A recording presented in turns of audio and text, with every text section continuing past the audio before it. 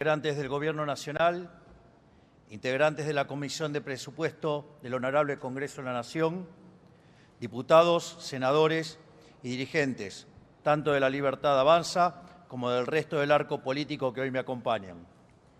Y todos los argentinos que están mirando desde sus casas, buenas noches. Hoy estamos aquí para presentar un proyecto de presupuesto nacional que va a cambiar para siempre la historia de nuestro país, de manera que podamos volver a ser la Argentina grande que alguna vez fuimos.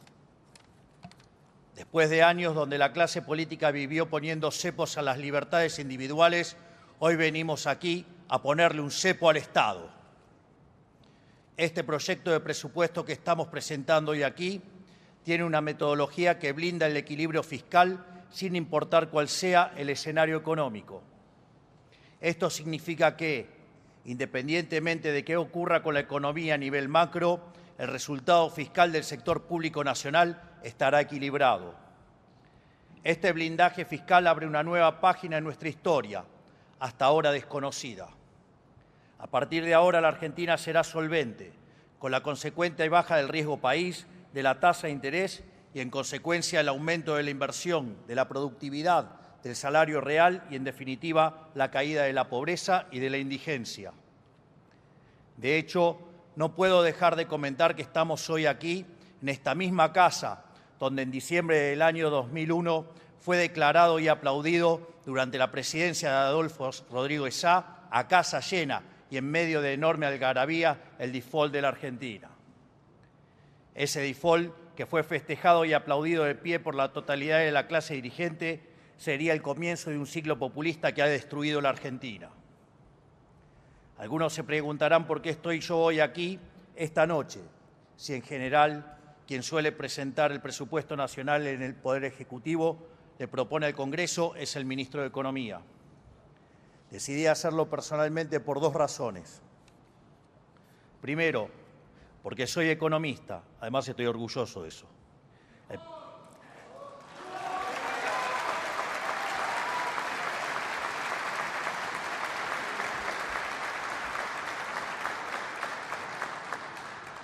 Soy el primer presidente economista de la historia argentina, para ser más preciso. Y como soy economista, probablemente por deformación profesional, para mí el destino de un pueblo se juega en las definiciones económicas que toma. Porque solo sobre la base de una economía sana, las personas pueden ejercer verdaderamente su libertad. Bueno, la primera y primordial de estas definiciones es acerca de qué se tiene que ocupar el Estado y cómo va a ser el dinero de los pagadores de impuestos. Eso, ni más ni menos, es el presupuesto nacional. Recordemos que, en algún sentido, la democracia moderna, como la conocemos hoy, es hija de una revolución que se gestó bajo el principio de que no puede haber tributación sin representación. La tarea principal de esta honorable casa, para lo que fue pensada, es establecer un presupuesto nacional para definir qué hace el Estado con el dinero de los pagadores de impuestos.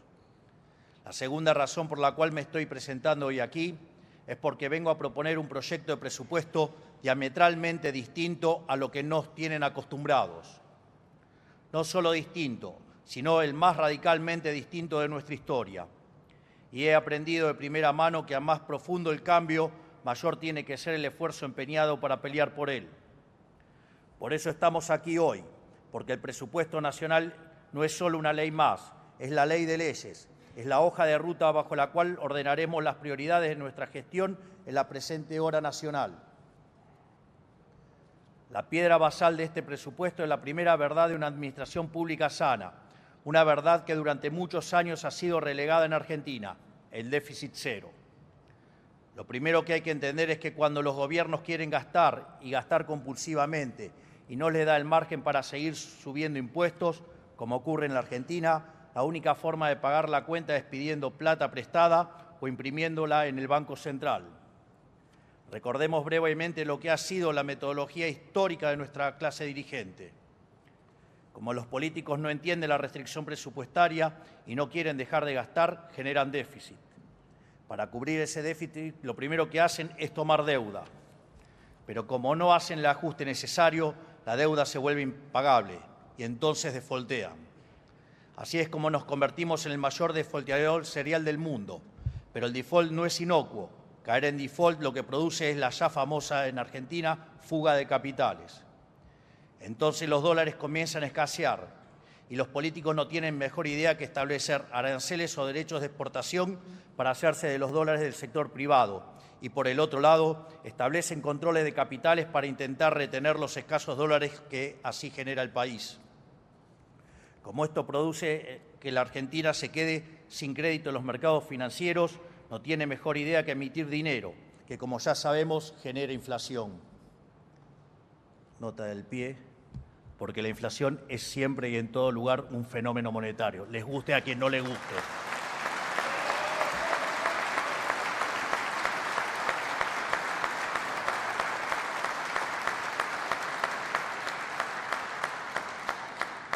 Para combatir la inflación, ponen controles de precios, que hace 4.000 años sabemos que no funcionan, e inventan regulaciones que destruyen la propiedad privada, entorpecen el cálculo económico, destruyen capital y, en consecuencia, aumentan la pobreza y la indigencia.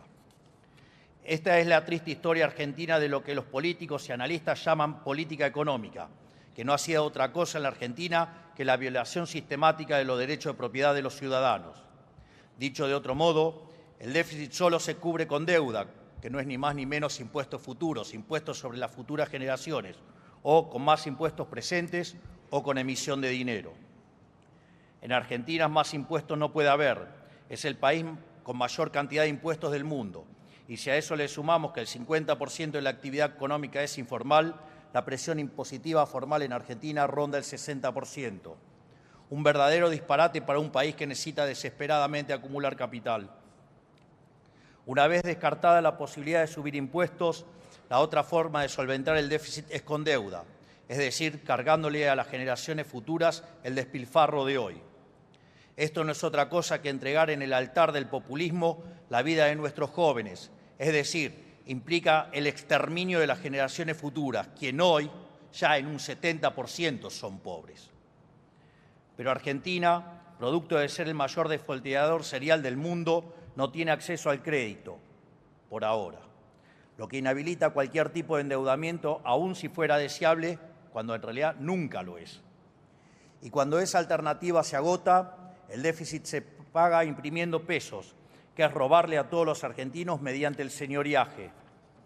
Para que tomen dimensión de la estafa que hemos vivido, la política le ha robado a los argentinos cerca de 25.000 millones de dólares por año en señoriaje los últimos 20 años. Y digo robado no como eufemismo, sino en sentido literal, porque cuanto más dinero se emite, cada peso que un argentino tiene en su bolsillo vale menos. Con el doloroso agregado de que la inflación, que es consecuencia directa de la emisión monetaria, golpea entre 25 y 30 veces más a los que menos tienen. El problema del déficit, sin embargo, no es una novedad. En la Argentina tuvimos déficit fiscal 113 de los últimos 123 años, y esos 10 años que no tuvimos déficit fue porque ya había saltado todo por los aires y estábamos en default. Quiere decir que prácticamente el 100% de nuestra historia moderna los gobiernos incumplieron esta verdad básica de la economía y le pasaron la factura al común de los argentinos una y otra vez. También quiere decir que este será el primer año de superávit fiscal sin entrar en default de toda la historia argentina. Vaya si no hay gestión. No es casualidad, entonces, que seamos el máximo defolteador serial de la historia moderna si hemos vivido un siglo tomando deuda que no podemos pagar. No es casualidad que hayamos vivido con una inflación desorbitante durante el último siglo, habiendo terminado el año 2023 con la inflación interanual más alta del mundo, por encima de Venezuela y el Líbano. No es casualidad tampoco que en los últimos 120 años hayamos pasado de tener el PBI per cápita más alto del mundo a ser un país donde el 60% de la población es pobre. El huevo de la serpiente de todos los problemas económicos argentinos, de todos, que es el déficit fiscal, es la única constante a lo largo de nuestra historia. Porque la deuda es producto del déficit, la emisión monetaria es producto del déficit, la inflación es producto de financiar el déficit con emisión, la destrucción del capital es producto del endeudamiento que genera el déficit. Por lo tanto, la pobreza y la indigencia son producto del déficit.